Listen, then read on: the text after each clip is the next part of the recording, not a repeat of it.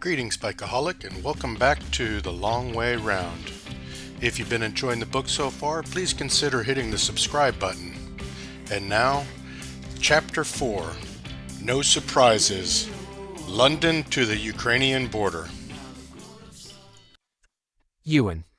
Before we knew it, we were boarding the train under the English Channel, leaving behind Britain, our friends and families for 3.5 months. When we next glimpsed daylight, we would be in the first of many foreign lands, as Charlie pointed out when we swung off our bikes once inside the train. You know, after this is France and tonight we'll be sleeping in a foreign bed. Suddenly I've got a sinking feeling. I don't want to leave England, He said, laughing at the farcical nature of his feelings. Now that we're on the way, I don't want to go to all these foreign countries. I'm not having a good bike day. I'm really not, and more than anything, I just need to go home, have a nice meal, and go to bed at 9 o'clock, and then maybe cry a little, because I actually feel a bit tearful. I'm really quite excited about the whole trip, but I just don't want to leave England. after weeks of feverish preparation, it was the first time we'd had time to consider our feelings. We were missing our families, the support staff, and in no small measure, the workshop in Shepherd's Bush. It was all either of us had ever wanted.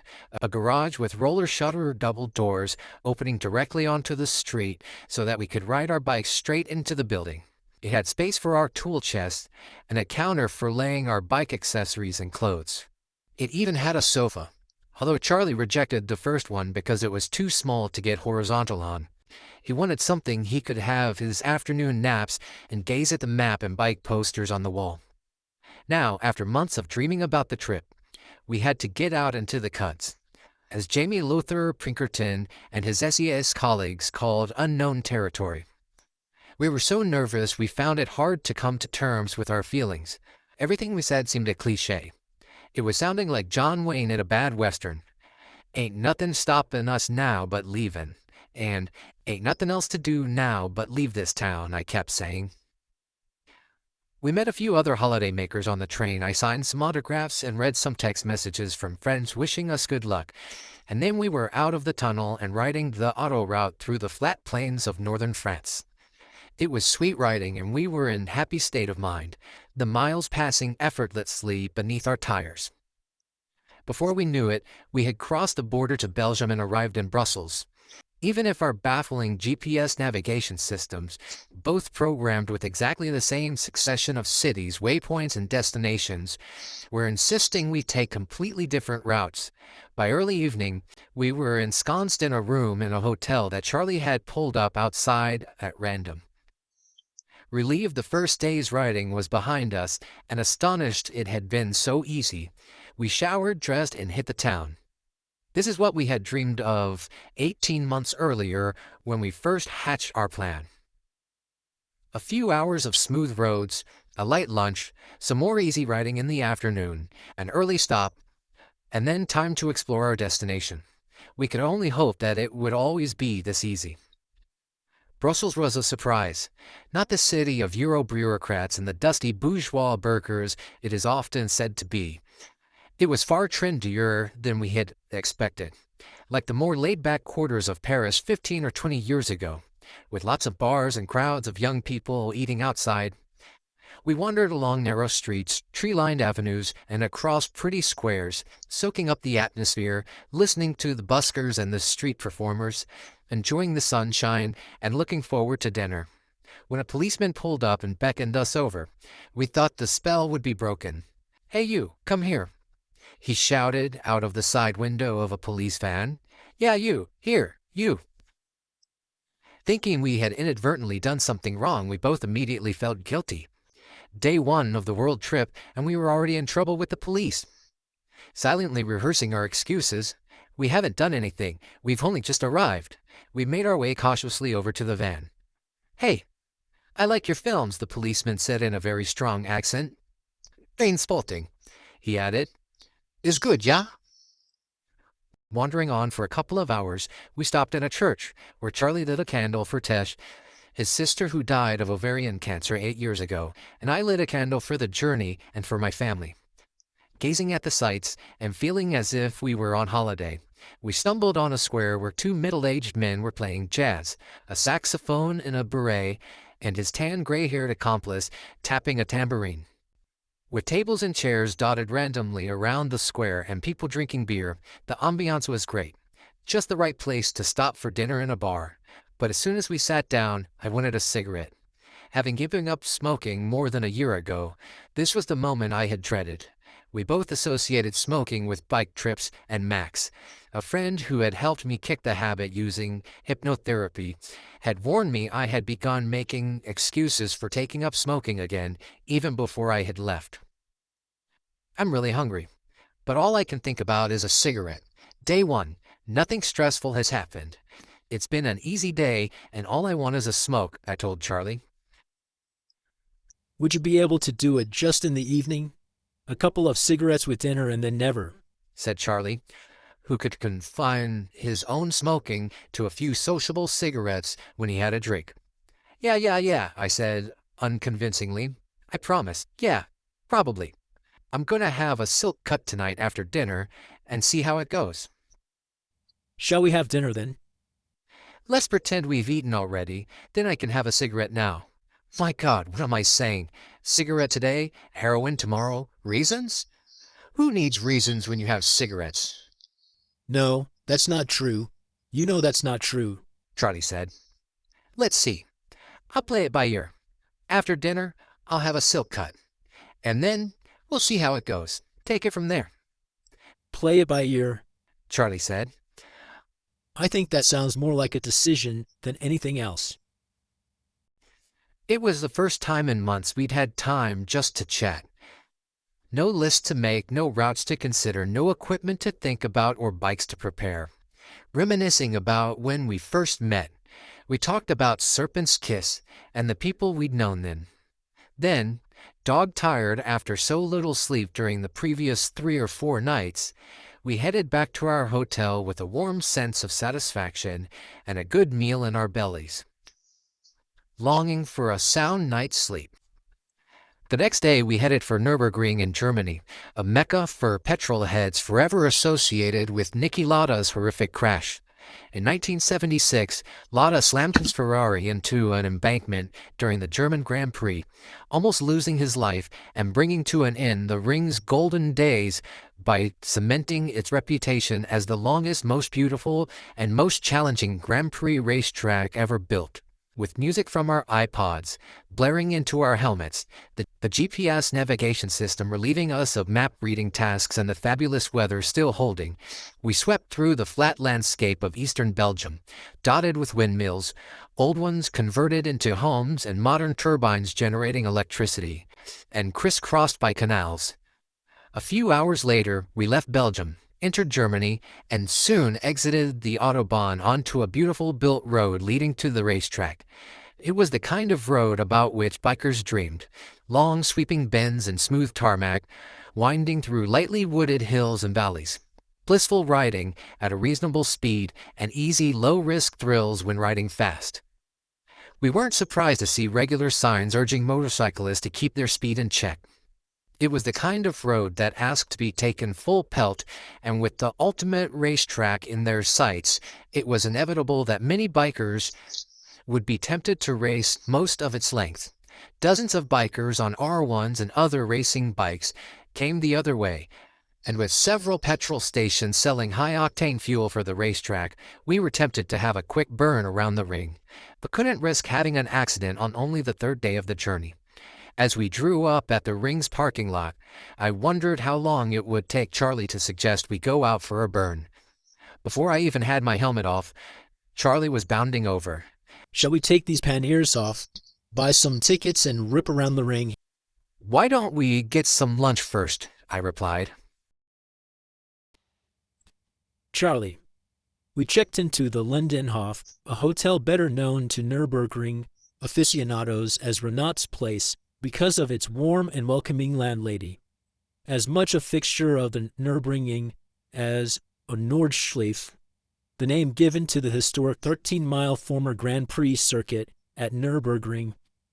The Lindenhof's restaurant and bar were steeped in ring history, lined with pictures of racing cars on the ring, motorbike club flags, metal signs from racing car manufacturers, petrol and motor oil stickers, manufacturers' marquees, traffic cones, accessory makers' stickers, trophies, and racetrack maps. It was a temple to motorbike and car racing.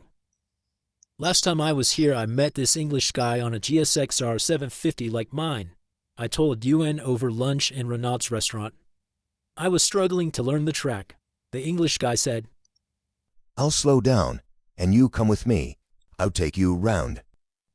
We rode 2 or 3 laps together, faster and faster each lap. It was great. I learned a lot.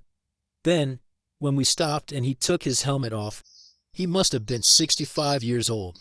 He rents a flat near the track and leaves his GSXR there. He'd done 400 or 500 miles on the road. The rest of the mileage was on the Nurburgring.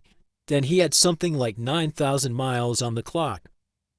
There are tons of people like that here, keeping their motorbikes or a sports car here, maybe renting a flat in the summer and coming here every weekend. Ringheads, I suppose you'd call them. After lunch, we explored the track, walking the perimeter, chatting to other bikers and waiting for 5 o'clock, when the track would be open to the public. "Where are you going?" several German bikers asked us. "You going to Italy?" "No, not Italy. Actually, we're going to New York," we said. "Huh? What? How?" they chorused. It was really quite funny to watch their baffled faces until we explained our route. Ewan. Just hanging out with nothing to do was a delight. Getting into my own clothes, having lunch, sitting in the bar in the afternoon, maybe writing a few things. Having the whole day just to relax was quite new to me. No demands on my time, no phones ringing. Nothing else to do all day, just take it easy. It was unreal. We found a good vantage point on a fast double right-hand bend, but it was purgatory watching other bikers scream past, knowing they had the full run of the ring's 14-plus miles, with its 84 right-handers, 88 left-handers, long straights, steep hills, and winding track through 4 villages. Charlie felt sick. He wanted so much to get on his bike and take to the track. "It's almost like you with cigarettes. I am just desperately trying to get on my fucking bike. I'm gonna go and buy a ticket." "No, I'm not." "I'm gonna go and buy a ticket." "No, I'm not." "Look," I shouted over the roar of the track. "There's someone going around in their people carrier, a dad taking in flat out with his wife in the front and their 2 children strapped in the back." The people carrier was being chased by a young lad in a cardigan driving a tiny, clapped-out hatchback, careening around the circuit at breakneck speed, but driving quite nonchalantly, his elbows poking out of the side window as he steered with just his left hand, chatting to his mate in the passenger seat. And then a bike passed by relatively slowly, the rider taking it easy with his girlfriend riding pillion on the back. "Ah," we both shouted. There was something very touching about the biker continuously circuiting the ring, and it made us both think of our wives and children at home. "That's really affected me for some reason," I said. "I've got a bit choked up about that, a bit teary, a guy taking his girlfriend around on his bike. It puts a lump in my throat." But Charlie was still fixated on having a go on the track. I can feel that track day sick feeling inside of me now. It feels like my gut is dragging me to the bike going, "Come on, climb on, so we can get on to the track," while I'm forcing myself back. "If you want to do it, just go and get your ticket," I said, despairing of Charlie's impetuosity. "Stick some gaffer tape on the side of your jeans and go and do it. I'll continue on my own if you fall off." Placated by a promise that we would return to the ring for a race day in the autumn, after our circumnavigation, Charlie was persuaded not to succumb to temptation. As the sun was setting, we climbed up the Scholz Nurburg, a 12th-century castle overlooking the circuit. It had, we agreed, been a perfect day. I was just starting to realize that part of the point of the whole thing was just to get out and knock around, like I used to do with my mates on street corners when I was a kid. I still couldn't get my head around the fact that this was the way it would be for the next 3.5 months. It might be different, and it would probably change, and it would definitely get harder, but I had to recognize that I was extremely fortunate. God, it's beautiful here, isn't it? I said to no one particular. Charlie. The next morning we decided to ride the 470 miles to Prague in one hit. Having eaten too much rich German food and drunk several cups of strong coffee the night before, we had slept fitfully, and the idea of an extra day in Prague recuperating, instead of breaking the journey in Bamberg, our next scheduled stop, appealed to us both. We set off early in the morning to give ourselves plenty of time. At midday we reached Bamberg, a beautiful medieval city with steep hills topped by spectacular castles which looked as if they had been plucked from a Brothers Grimm fairy tale. But we thought it was too touristy to stop for lunch. Pulling over outside Bamberg to discuss the journey ahead, we discovered we had both been mulling over the same anxieties all morning. I am really apprehensive about getting to Prague. Right now, I'm just out on my bike with my best mate on a biking holiday. When we get to Prague, we'll have to meet up with Russ and David to do the filming. That feels just like work to me. Another day on the set. Just the thing I was trying to get away from. And when the four of us are together, it gets so confusing. Everyone's got opinions about everything. I felt just the same. Maybe it was the huge pork knuckle or that strong coffee. But I'd had weird anxiety dreams during the night about meeting up with the others, particularly Claudio von Plata, our cameraman. Again, we were faced with the dilemma central to our trip. The journey was meant to come first. The documentary series was meant to be secondary, the means to an end. But if you decide to film a journey, everything about the journey, the route, the itinerary, the logistics, changes because you are filming it. We'd only been on the road for 2.5 days, but we were already heartily fed up with filming ourselves. It got in the way of our journey, so the only solution was to have Claudio travel with us permanently. That meant an end to our dream of two mates on the road alone. And once Claudio was with us, inevitably, the humdrum logistics of shooting a documentary would intrude even more into our romantic adventure. But there was another problem. The day before we had left London, Claudio had failed his bike test. Claudio had come on board as our cameraman at the very last minute. He had told us he was an experienced biker. He was experienced all right, nearly 20 years in the saddle, but most of them on a moped, not a big BMW with an 1150cc engine and 1/4 of a ton dead weight. A few days before departure, Claudio discovered his license didn't allow him to ride large bikes. Doesn't matter. I'll do my test. I've been riding for so long, it'll be easy. But Claudio's hubris stung him where it hurts. He failed his test and threw our plans into disarray. With these thoughts racing through our heads, we hardly noticed the last few miles of German soil. Riding along wonderfully smooth roads past gingerbread houses, through the Bavarian forest to the Czech frontier. It was only when we drew up beside a Czech border guard that we realized we were leaving behind the ordered security of Western Europe. "This is giving me the heebie-jeebies," I shouted over the radio shortly after we crossed into the Czech Republic. "Me too," Ewan replied. "I guess it's because the unknown starts now, and it'll be like this until we reach Alaska." Despite our best efforts to learn Russian during the preparation period, we hadn't advanced beyond a few basic phrases. And as for Czech, Ukrainian, Kazakh, and Mongolian, we couldn't speak a word. The first thing we noticed about the Czech Republic was that the road leading away from the border was teeming with prostitutes. Within a couple of miles, we spotted half a dozen streetwalkers hanging out in ladies or just standing on the side of the road. One of the buildings in the border town, festooned with a neon sign flashing "Non-Stop Joy Clubhouse Spot," was obviously a brothel. It was a shock not for prurient reasons, but because it immediately brought home the contrast between wealth and poverty in the West and East. We pressed on into the Czech Republic, our third day on the road and already our fifth country. The landscape was the same as in Germany. Wide plains dotted with small copses and woods, but it felt different. The road was rougher, narrower, and more potholed. The villages we passed through were shabby. There was very little advertising, a legacy from the country's days as an Eastern Bloc satellite of the Soviet Union. The drive into Prague was long and tiring. Having ridden 470 miles since leaving the Nurburgring, we were tired and hoped we would not spend too many days riding non-stop for 10 hours. Even I was pleased we'd chosen the BMWs. We'd covered almost 1,000 miles in 3 days, and we didn't feel physically tired. My bum didn't hurt, my muscles didn't ache.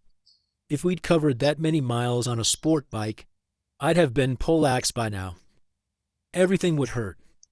The Beamers were a good choice, but they were still scary full of petrol. Really scary when you got on with a full tank. Jesus! Although the BMW made few physical demands, the riding was mentally exhausting and the trek through the suburbs of Prague dragged on like the final hours of a long-haul flight. The last minutes ticked by ever so slowly until we found ourselves crossing an ornate road bridge into the city. A magnificent view of the spires of Prague spanning the opposite river bank, and on a hill above us, a massive monument with a ticking arm, and all of it washed in the light from the blood-red sun. It was a stunning entrance. That evening we met up with Russ, David, Claudio, and Jen Simic, the second unit cameraman. It was a chance to get to know Claudio. We hadn't really spent any time with him, and he turned out to be very easygoing, filling us with confidence that he would not intrude on our journey. As far as Claudio was concerned, it seemed our vision was still intact. But over a long dinner in a comfortable restaurant, the grievances of petty disputes between Russ, David, and ourselves came tumbling out. Afterwards, over a drink, Russ told me that David was really concerned that when Ewan and I arrived, I would find something wrong and lay into him about it. He said Dave was getting pins and needles in his arms. He was so worried that I was going to blow up again. In fairness, I had flown off the handle a couple of times through sheer frustration with the stress of making the documentary. But Russ pointed out that I didn't appreciate the difficulties of getting everything ready in time for departure, but said we needed to work as a team together as buddies. I said I thought that was what we were doing, but Russ said I tended to fly off the handle and that I could be a bully. I didn't agree at all with Russ's assessment of my feelings. I certainly didn't think I was a bully. I knew I got irritated when things weren't going right, and I thought I dealt with those frustrations quite well. By the time I went up to my hotel room, I was a bit miffed. I didn't think it was at all fair that Russ had given me the big old chat. The next day we took to the streets of Prague. Neither of us had visited the city before, and we were staggered by its beauty. Wandering across the bridges that span the winding Vltava River, climbing up towards Frotkany Castle, and exploring the narrow streets and Baroque buildings of the old quarter, we were like any other tourist, albeit tourist with 2 cameramen constantly in tow. And like many tourists before us, we paid over the odds for souvenirs. Ewan buying watches for his daughters that he spotted for half the price 15 minutes later and realized the next day had second hands that spun anti-clockwise, and like thousands of visitors to Prague, we sat on the Charles Bridge while an artist sketched us in caricature, watching the world go by. Although we briefly became a tourist attraction ourselves, as dozens of passers-by stopped to snap Ewan with their cameras and mobile phones. We met a bunch of British visitors who'd read about us doing the trip and who wished us good luck. It was really encouraging to feel the warm support from the people we met. After that, we headed for Prague's Jewish quarter and the old Jewish cemetery. Because the Prague authorities allowed Jews only a small amount of space in which to bury their dead, the cemetery was to be one of the most overcrowded burial sites anywhere. It's believed there are 7 or 8 layers of graves. Whenever the cemetery was full, more earth was simply piled on the top of the graveyard until they were layers of bodies. Even now the graveyard was chock-a-block with old tombstones, all jumbled and rammed together. But as the day went on, it became apparent that our sightseeing route had been chosen by Russ and David to suit their planned filming opportunities. The caricatures on Charles Bridge, it turned out, had been set up. Then came a visit to Parvina, a gypsy Russ had briefed to tell our fortunes. With mounting skepticism, when we went down an alleyway to a whitewashed concrete courtyard, at the back of a house were 4 white plastic garden chairs and a picnic table, covered in a red and black tablecloth and with a candle in a glass lantern, had been set up. A dark-haired middle-aged woman in a housecoat, Parvina, dealt some tarot cards onto the table. Pointing to a card labeled The Lady, which appeared every time she dealt the tarot deck, the gypsy told Ewan he would meet a significant person on this trip. But she also said he would meet someone who would double-cross him. It could be someone you know already, she warned. My tarot revealed little, merely that I had a long journey ahead and that I was missing my family. Parvina also predicted that a member of our team would lose some money, but these were hardly revelations from the outside. After the tarot reading, we made it clear to Russ and David that we wanted no more setups. We appreciated all the hard work they put in, but it didn't fit with our vision of the trip. We'd prefer it if from now on we let the journey dictate the filming, we said, and not the other way round. Yeah, absolutely. Whatever you guys want, we'll do it. We don't want to endanger the spirit of your trip. You guys know that's the most important thing to me. And from now on, that means a spirit of no surprises, no setups. We were back at the hotel discussing what to do that evening.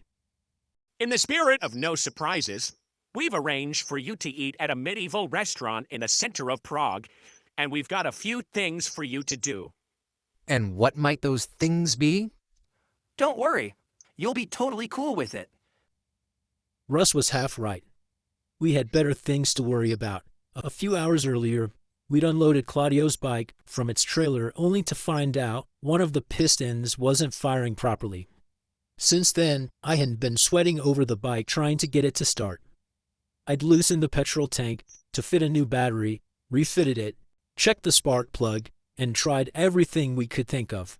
But I still couldn't get the bike to work. It was Saturday night, so the BMW dealership in Prague was closed, and we were hoping to leave the next morning. More than anything, we wanted Claudio to ride with us so that we could enjoy the trip and he could film it. But if we couldn't get his bike to start, he would have to trailer it to the next BMW dealership in Kyiv. It was shaping up to be, as I told Ukrain, a fucking nightmare. Then we struck on the idea of phoning Howard Godolphin, our technical contact at BMW in England. I spoke to him, explained what had happened, and immediately got a suggestion. Howard said, "Look at the piston. Coming into the piston is the carburetor, where the air and fuel get mixed together, and on the top of the carburetor is a little injector which injects the fuel into the air. There is a little cable, which is the throttle cable. It sits on the injector like a bicycle cable with a plastic sheath. If you've pulled the petrol tank off, there's a good chance the sheath was trapped, overstretching the cable and starving the engine of fuel. Just lift the sheath and pop the cable back in." I looked at the cable. He was right. It did look pinched. We popped it back in as instructed and fired the ignition. The engine started with a roar. If only everything could be that easy. Ewan. We arrived at the medieval restaurant with little appetite for what lay ahead. With period music, a contrived menu, and the waitstaff dressed in period costume, this was the kind of theme restaurant from which we would normally run a mile. We descended into a dank dungeon, ostensibly the party room, and sat around feeling like a bunch of gormless goons, waiting for the planned surprise. David and Russ persuaded me to try on a male chastity belt with a massive iron penis covered in spikes. Reluctantly, I put it on. Then we settled down, unable to relax because we were expecting something momentous to happen. After the main course, they announced that they'd arranged with the chef for us to cook a traditional pudding, a medieval pancake. Under the chef's instruction, we made up some batter and threw it into a frying pan. But with the chef and kitchen staff gazing at us with a mixture of amusement, disbelief, and contempt, we found it impossible to muster enthusiasm for the sorry charade. We were embarrassed, but David and Russ pressed on regardless, telling us to commentate as we fried the pancakes.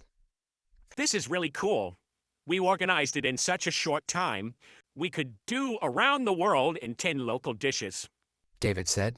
He had really not got the plot. Christ. If this was the kind of thing they were going to organize, this trip was going to be a disaster. Unable to see a way forward, worried that our dream of getting away from it all was disappearing before our eyes, and blaming ourselves for creating a monster that was now raging out of control, neither of us slept well that night. The next morning, as we were getting our bikes ready and Russ and David were packing the support vehicle, I approached David. "These setup things and your surprises are just not going to work," I said. The real story last night was that Claudio's bike wasn't working. But Claudio wasn't there to film it because he was off trying to light the ridiculous event in the theme restaurant kitchen. You've got to concede that learning how to make a medieval omelet, or whatever that pancake was pants. The whole thing was a disaster, but you and Russ thought it went well. I'm telling you, it didn't, and it just proved to Charlie and me that your setups just aren't going to work. I'd made my feelings very clear in the calmest way I could, but I was seriously worried. This trip was turning into work, and hard work at that. I'd hoped to escape from the hassles and rigors of filmmaking, but without fully contemplating what I was letting myself in for. I had signed up for a 3-month round-the-world shoot. We could always snatch a few days away from the cameraman and shooting deadlines, but if we didn't sort out things now, the spirit of the journey would be lost. Charlie and I knew deep down that if we could just stick to our ethos of journey first, documentary second, the result would be a better film as well as a more enjoyable trip. We knew relations between the four of us wouldn't be this strained for the coming 3.5 months of the trip simply because it hadn't always been like this in the past. We'd been through a lot together to get this far. Our friendships were built on strong foundations, well and true cemented when in early January we had flown to Los Angeles to pitch the big American networks. We checked into Chateau Marmont in L.A., a hotel I used to stay in a lot. Because we were doing it on the cheap, flying coach and watching the pennies, we were all checked into one room. It was the middle of the night, we were jet-lagged, and we were pumped up because we knew we had a back-breaking schedule of meetings in the morning. It was no surprise that we all woke up at about 3 a.m. hungry, nervy, and restless. Sitting around in towels, t-shirts, and boxer shorts, we ordered sandwiches and coffee from room service in the early hours of the morning, 4 half-naked men in a bedroom. There was a knock at the door. In walked the room service waiter, a man in his early 60s with a bit of a twinkle in his eye. Pouring the coffee, he turned to us, raised an eyebrow, grinned, and said in a very camp voice, "See you later, chaps." The penny didn't stop until he left. Then we realized what 4 half-naked and clearly exhausted men ordering room service in the middle of the night must have looked like to the waiter. We looked at each other and cracked up. At 8 the next morning, we started our pitches. Seeking a $6 million budget, Russ got his laptop out, already missing a key because Charlie had dropped his bag on it on the flight over, and we started a spiel that we would repeat a dozen times that day. It was hard work. The television people put us through the mill, making us fight for their attention, something I had never had to do before. None of them gave anything away. Poker-faced, arms crossed, silent. No indication of their interest or feelings. We were watching people exercising their power over us and enjoying every minute of it. At NBC Bravo, one of the last studios we visited, we met an executive who someone had told us was just like the Sergeant Major from Forrest Gump. Staring straight through us for 90 minutes, completely expressionless, he made the other executives look animated in comparison. At the end of the meeting, as we were getting up to leave, Charlie commented on a poster on the wall of a Farrah Fawcett look-alike in a red bathing costume with very prominent nipples. Jesus, look at her nipples. They look like they're fake, Charlie said. All at once the NBC exec became animated. It's funny you should say that, because they are fake, and we spent hours moving them around to get them in the right place. We worked at them so hard, but they were never quite right. He grinned. We went back to Chateau Marmont, not really knowing what to say to each other. With meetings all day but no sign of a deal, we were worried it was turning into a disaster. We'd been back in our rooms for 20 minutes, exhausted after the day of presentations on top of waking at 3 in the morning, clutching his mobile phone in front of him like a relay baton. David shouted in the direction of its mouthpiece. All right. We're all on speakerphone. Tell the boys. While we had been fretting in the bedroom, David had been speaking to a television agent at William Morris, who in turn had been negotiating with the sergeant major at NBC Bravo. It seemed the fake nipple conversation might have done the trick. The voice came out of the phone. Hey guys, listen. They want 6 to 8 episodes. They'll pay well in excess of $500,000 an hour. Suddenly, we were looking down the barrel of several $1,000,000 for our television show. Are you sure? Are you really sure? We shouted back at the phone. David interrupted. I asked him several times if I could tell you guys about this. I asked him, are you sure it's real? I'm not going to tell them about this unless it's real. It is real, isn't it? Absolutely. The agent paused for effect, and then he added, You guys go out, get something to eat, celebrate. I'll see you in the morning. Click, brrr. The sound of the phone being hung up filled the room. The four of us stood stunned into silence, looking at each other and unable to believe what we'd just heard him say. Within seconds, a tiny hotel room in Los Angeles was filled by 4 male voices, all shouting, "Holy fuck!" We were running around the room, screaming our heads off, each of us working out what it amounted to split 4 ways and shouting with joy. At last, we had the money to make our dream of adventure come true. 2 days later, the guys dropped me off at the airport.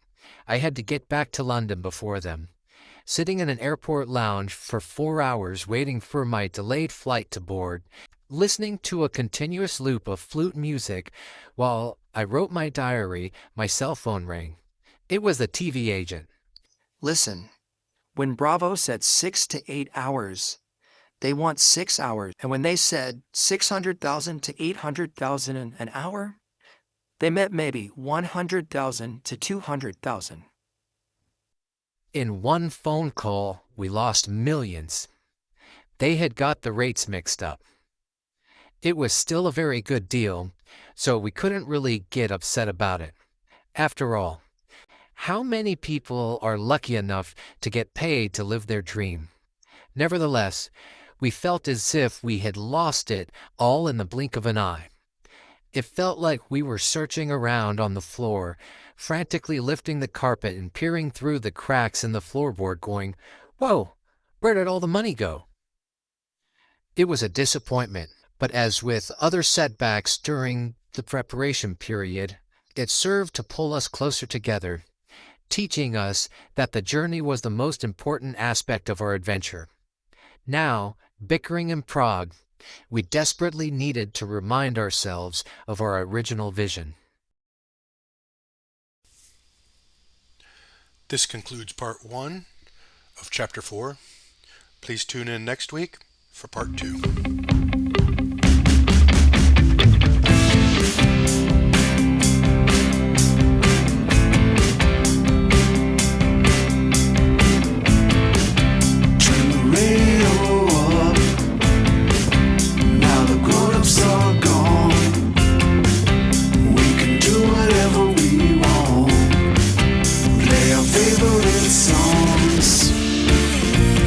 Drive to Mississippi, get to Georgia by plane, see Alabama by bus, meet Virginia by train.